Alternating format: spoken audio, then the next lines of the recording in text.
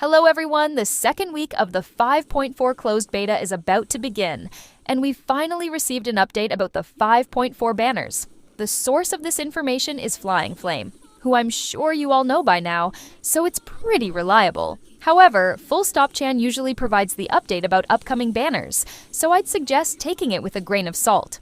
On a related note, the drip marketing for version 5.4 has finally been released, and Hoyoverse has officially confirmed Mizuki as the next playable character. So, in this video, we'll take a look at Mizuki as well as the 5.4 banners.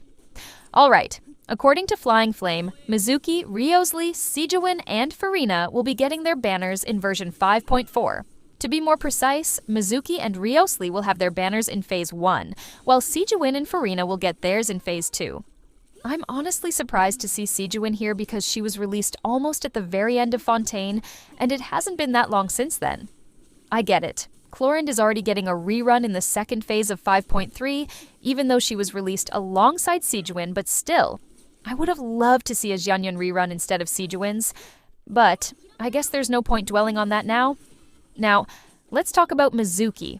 Her full name is Yumemizuki Mizuki, and she's officially confirmed as playable in the next patch. Mizuki is a 5-star Anemo Catalyst user and, more importantly, a standard character. This means she'll get her own banner in 5.4 and will be added to the standard banner in version 5.5. So, you can easily skip her banner because you'll eventually get her after losing one of your 50/50s in the future. However, if you love her design or are concerned about whether you'll get her or not, because it's never guaranteed which character you'll lose your 50/50 to, you can pull for her in the patch. As for her playstyle, Mizuki fills a sub-DPS role in a team that deals damage through swirl reactions. Watson Leaks, who have personally tested Mizuki, shared their thoughts on her. Here's what they said. Mizuki's skills are designed in such a way that she has to remain on the field for an extended period, which runs completely opposite to the current support characters, who tend to be more quick-swap friendly. Worse, the payoff for keeping her on the field feels unjustified. Her healing only activates if your team's HP drops below around 70%. Additionally, Mizuki's playstyle demands a lot of movement. Genshin already has numerous healers who can restore HP unconditionally, without any limitations. But can Mizuki realistically compete with them? The answer is no. Her energy recharge feels like trying to eat lasagna with a teaspoon. While being an Anemo character means she can fit into a variety of team compositions, just because she's Anemo doesn't mean she's good. If you already have good support characters, there's no reason to replace them with Mizuki. Mizuki does have some advantages when facing multiple enemies. Her CC, AoE damage, and swirl reactions make her more effective against groups of enemies than against single bosses. But even in those situations, I find myself asking, do I really need to use this character? However, her character design is absolutely lovely.